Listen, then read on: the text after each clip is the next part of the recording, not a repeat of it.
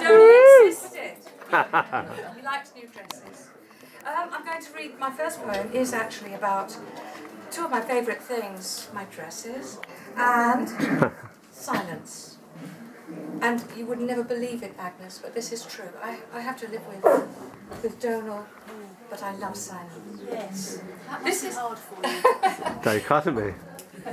This is called How to Make a Dress Out of Silence. Take a yard of the quiet of a dawn before the birds wake.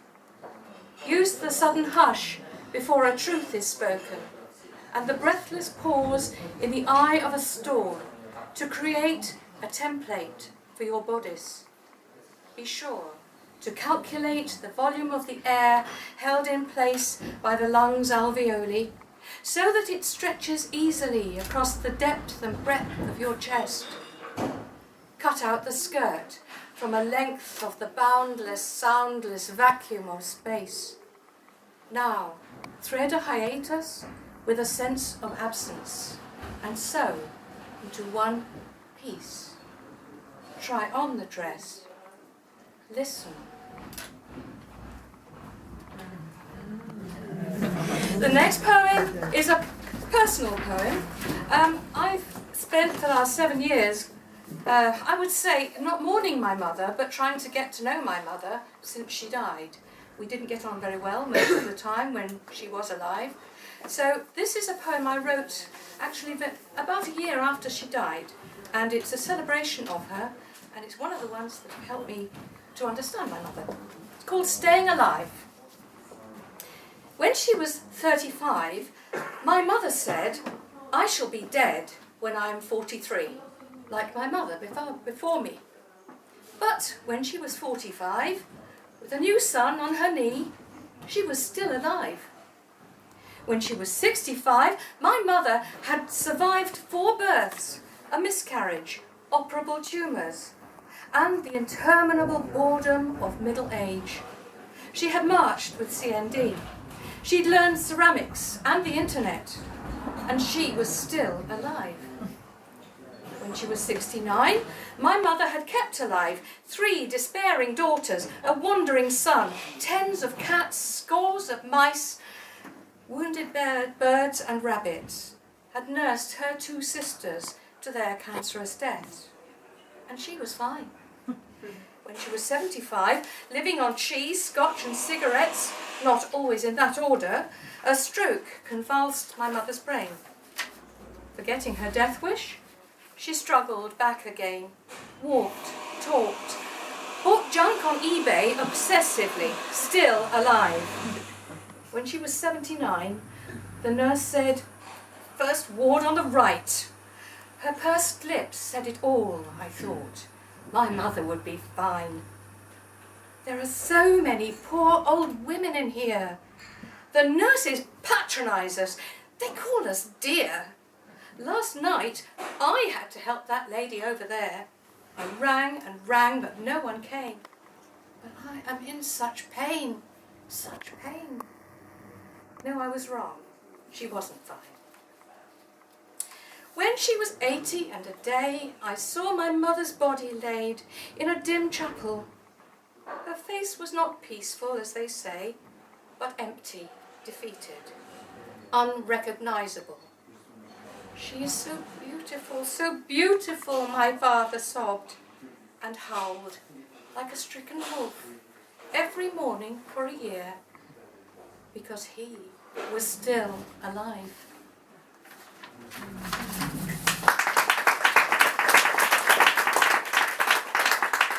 I want to balance a personal poem like that with lighter thoughts, more general thoughts. This little poem is one of those. It's about an experience that's as exhilarating as feeling a poem taking off. It's about flying a kite. It's called Anti-Gravity. The capacity to fly a kite is inversely proportional to a man's gravity. His faith in the absurd is all that lets him hear the words of the birds cruising in the stratosphere.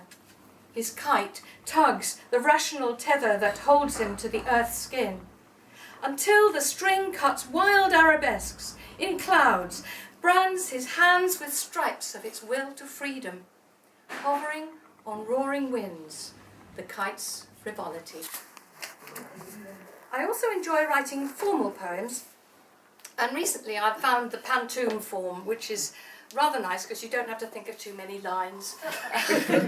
No, I'm joking. The repetition and the echo of rhymes is very conducive to unfurling a thought. This little poem I wrote last month when I was waiting for the end of the world to happen. Do you remember? So this is called The End, and I have to fess up that T.S. Eliot's last line of The Wasteland did affect me.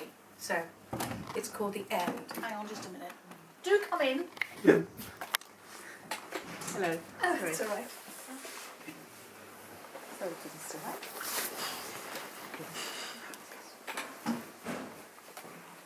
Right, The End. It'll end with a sob, with a rattle, with a crack, with a whisper, with a rustle, with a never looking back. With a rattle, with a crack, as the last back breaks, and with a never looking back, with a heart that cannot ache. As the last back breaks, as the last creature chokes, with a heart that cannot ache, in the sulphur and the smoke, as the last creature chokes, with a whisper, with a rustle, in the sulphur and the smoke, it'll end with a sob.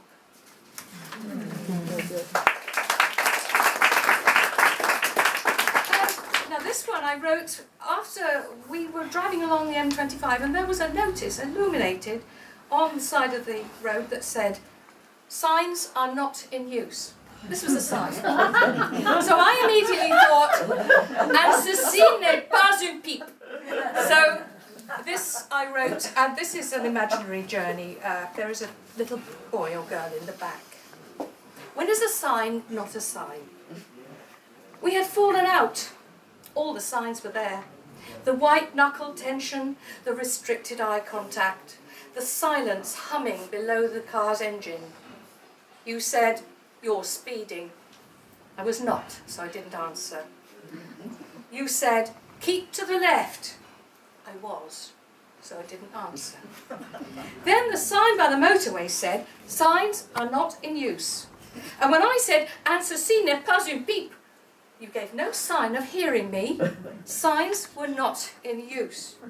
Boring. Are we there yet? Road signs, bits of blue, white lambs, dragons in the sky. There's a horse. How many red cars? An ambulance. Nino, Nino. They're cross again. He's not looking at her.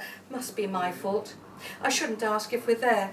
The baby's asleep. What am I supposed to do in the back here with no one talking to me? Now they're not saying anything to each other. I'm thirsty. Can't we stop? There's a little chef sign. No, we've gone past it. Are we there yet? Mum suddenly says something like, "N'est pas un pipe?" It sounds like that. And Dad says, "Nothing," but I can see he heard. I ask Mum what she means, and she says it means she doesn't want to hear another peep out of me, so I know she's cross with me, as well as with Dad. So I keep quiet until I see the sign that says "To the beach."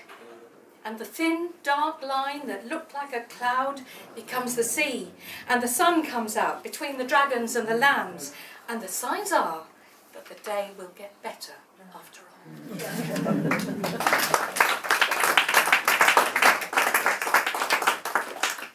Right, I'm going to skip on. I write about my past a bit. Got a lot of poems about the 1950s. I've just skipped over one because it'll be too long. But this poem is about the time when I lived as an expatriate wife. I wasn't working in Chittagong in Bangladesh for a year or two. It was a time when I should have been very happy. I had 5 men looking after me, and that's not counting my husband. I didn't have to go to the supermarket. No housework, no ironing. Should have been wonderful, but it was actually quite restricting, and I couldn't go out very much at all. So I sat on our roof. We had a big house on the top of a hill with a 365-degree landscape. And this little poem is about leaving that. It's called Memsahib.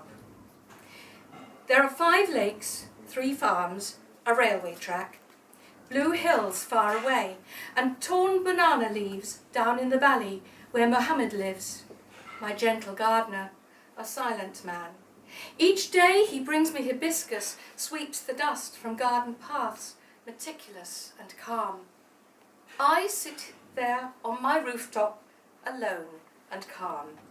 I paint my canvases, the tracks, purple lotus, lakes that dry to dust, women with bellied water jars, the leaves are rafts of green, the little lives planting, winnowing, hoeing, the men who wade behind their ploughs, lives entirely circumscribed. I paint the calm, pale buffalo.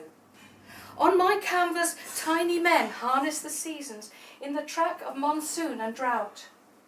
Typhoons leave annual destruction in the dust. I am an alien in this land of flood and dust.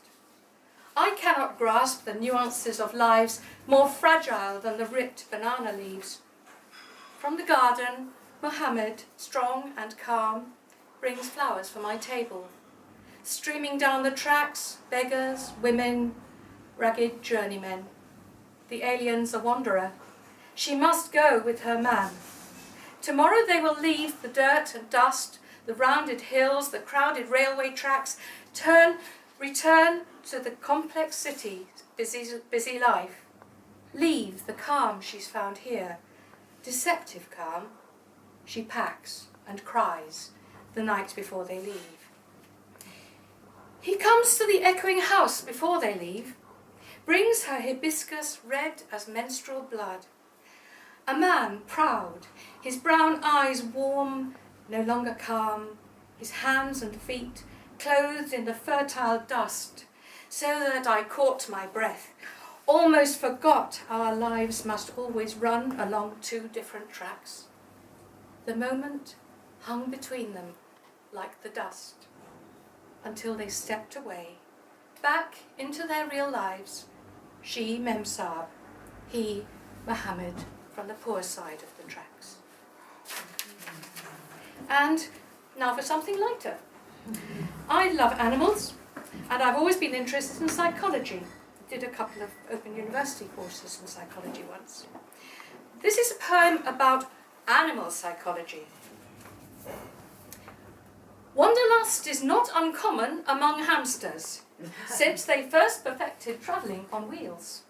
Schadenfreude is a trait that some rabbits, 1 in 8, will admit to, with vicious little squeals. Claustrophobia is a problem for the ferret. For them, travelling in trousers makes them sick.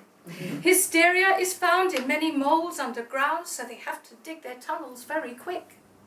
Glaukenstücke is what every goldfish feels when it knows it has been revelling too much in the sufferings of flatfish, who are bullied by the catfish, or the battered cod the cat won't even touch. Aphasia can be fatal in a parrot. Dyspraxia affects 1 snake in 3. Guinea pigs who can't relax get mild panic attacks, but respond quite well to water therapy. Psychology.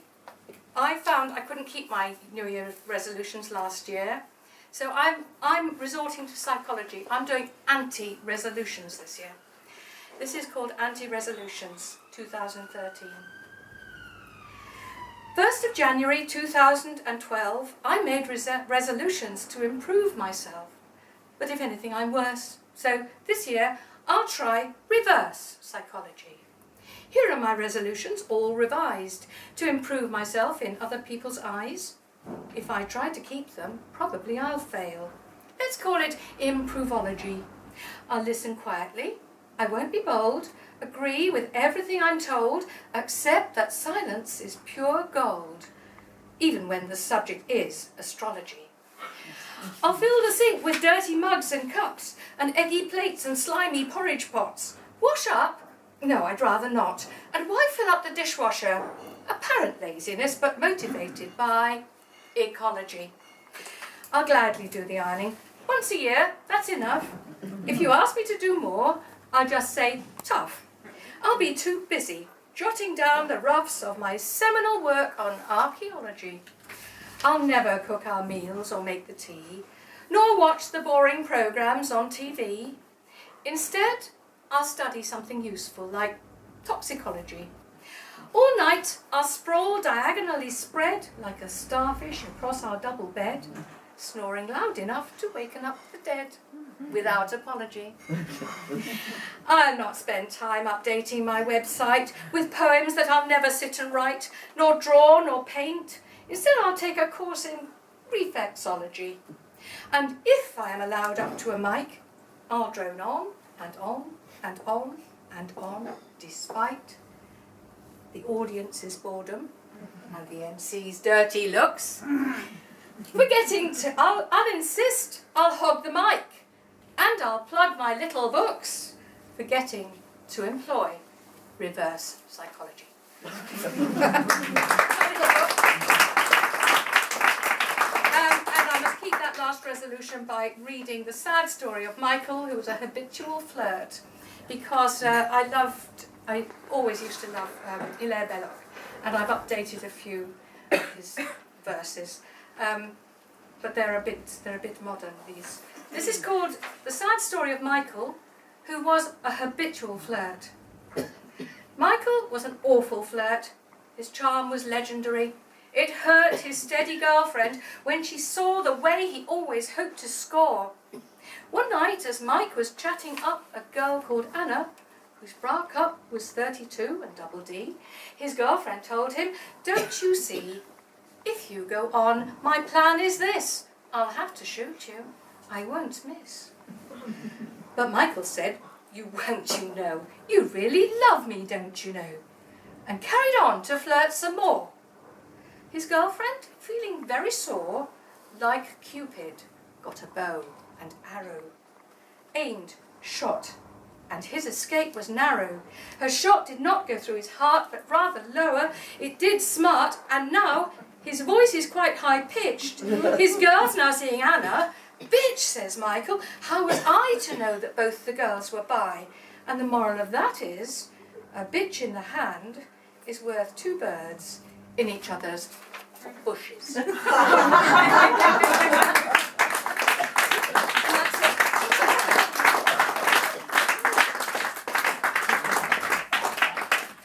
Sorry, Agnes. That's as bad as the quilt poem, isn't it? Oh, that is.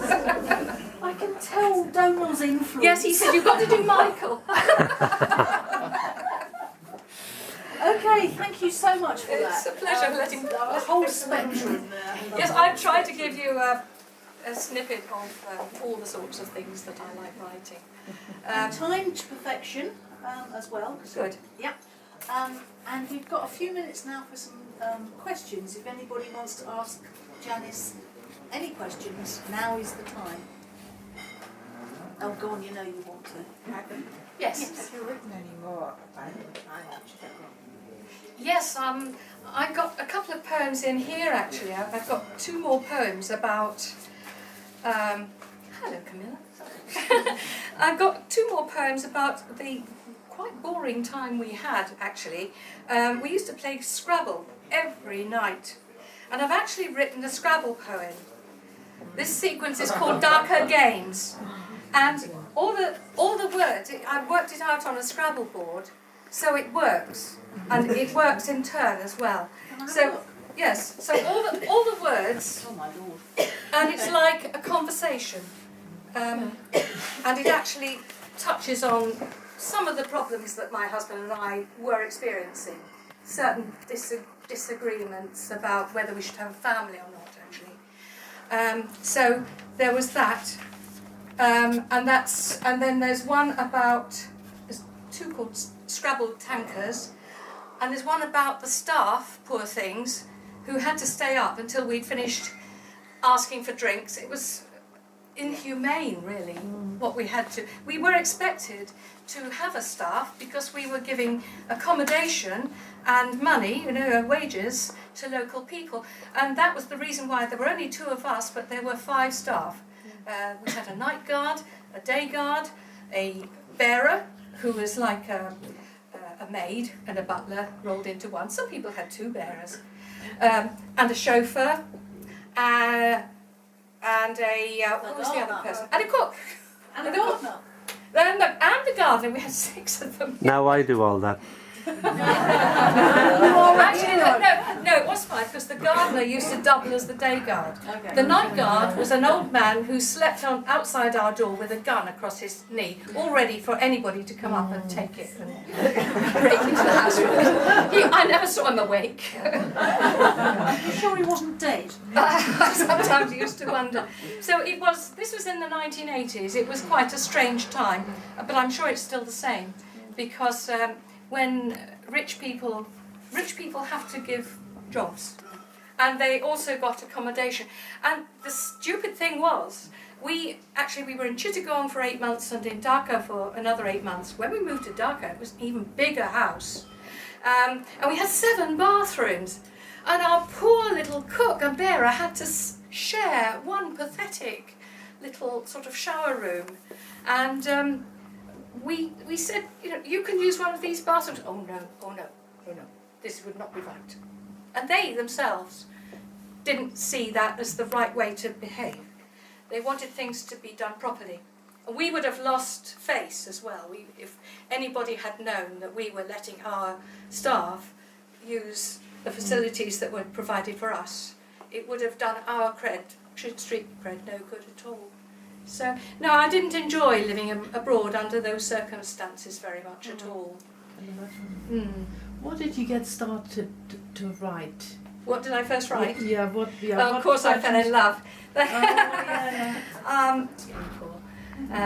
But the first poems I wrote were not about the people I fell in love with. The first poem I wrote, since I was at school, and by this time I was just about 60, I think, was about a tower, one of those towers that is built on a little peninsula on the South Italy coast. There are lots of them. They're medieval, most of them. Some of them are newer. And this tower houses, still there, it's near Positano, and it houses a wonderful sculptor called Paolo Sandulli, who I got to know. He was not, I didn't have any relationship with him. I simply loved his sculpture, bought something of his, and I loved the ambience in which he was working. So I wrote quite a corny poem about this lovely little tower rising up out of the sea. And that was the first poem that I wrote, actually, since I was about 18. And from a psychological perspective, what would you say about this? I hate to say it. No, I won't say it. We leave it at that. Yes, so that was the first poem. And then I went through all the usual gamut of writing about my broken heart. And my mum is a little bit of a leftover of that. And that was the only really sort of sad poem that I wrote about her. Most of my poems about my mother are about her strange attitudes to the neighbours, and she bugged her house once. She was I've written a poem about it, but I haven't got it with me. It might be in here. She was treasurer of secretary of the Women's Institute in this very small village in Cornwall. And she knew that Cornish people will never accept an English person as a resident. Mm-hmm. She'd been there for about 30 years, but that didn't make any difference. Newcomer. She knew that there was gossip going on, and she actually bugged her sitting room. She had a meeting there, and she went out and I'll just make some tea, and she And she was right. They were talking about. Right, and she played it later, and she was furious. She was in tears. It was her own fault. You shouldn't have bugged it. Things like that I've written about her. So but that's what I mean. I understand her, and I have more sympathy. And I wrote a poem today actually, and this will explain something. It's a very short one, I guess, very short, and I just jotted it down from memory. I stuck it on my Facebook page yesterday.